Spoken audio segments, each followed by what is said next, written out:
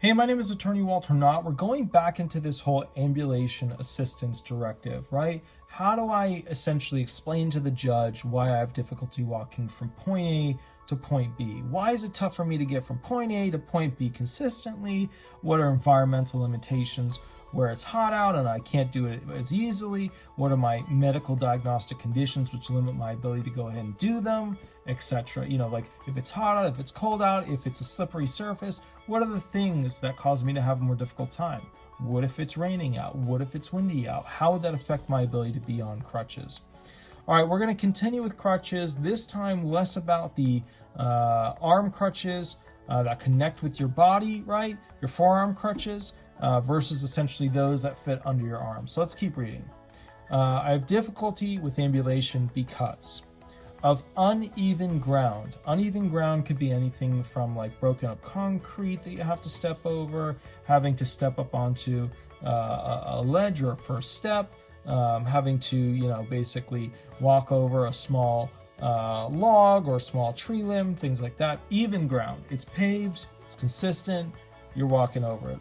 Where that comes up a lot is when homeless people are talking about how far their camp is in the woods and how far they have to walk to get out of it, and what is the trail like in between where their camp is and where they have to get out of it.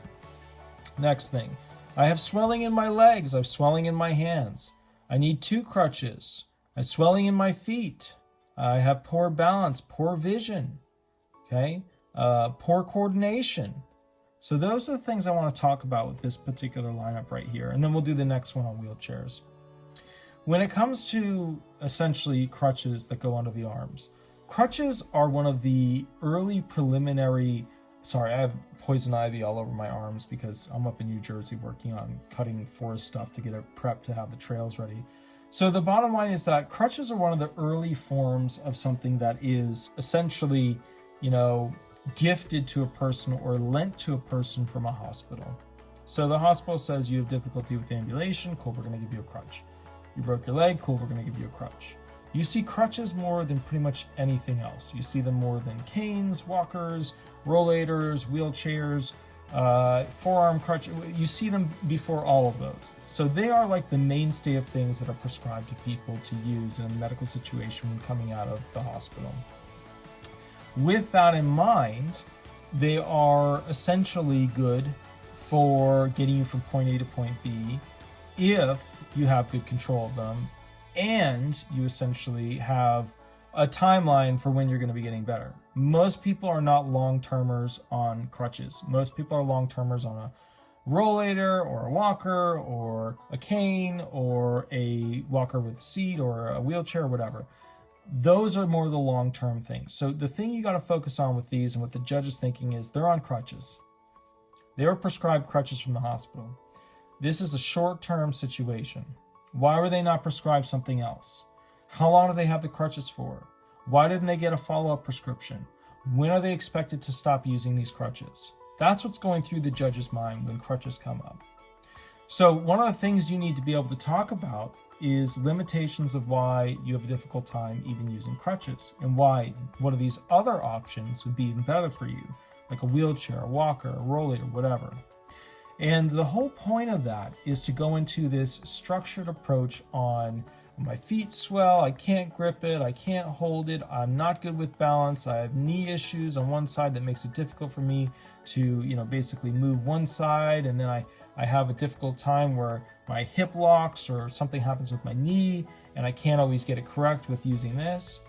You always want to use crutches as the intro for ambulation issues that then evolves into something else that requires 2 hands to go ahead and basically hold whatever you're doing. Now you might say you have 2 crutches, yada yada.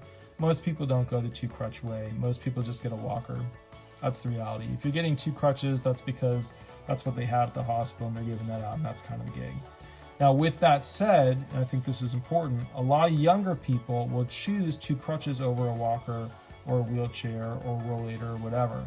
And a lot of hospitals, the medical professionals, will go ahead and have the insurance cover 2 of these crutches, or they'll have them cover, basically a single crutch, because that's what younger kids, teenagers want to actually move around on if they have to have something that's going to limit their ability.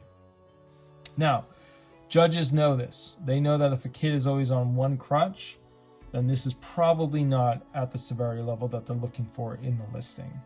So you have to start to think about what are ways that you could transition from that one crutch to essentially something that there's a higher expectation of you using for a longer term period, thereby showing your impairment is long-term and severe.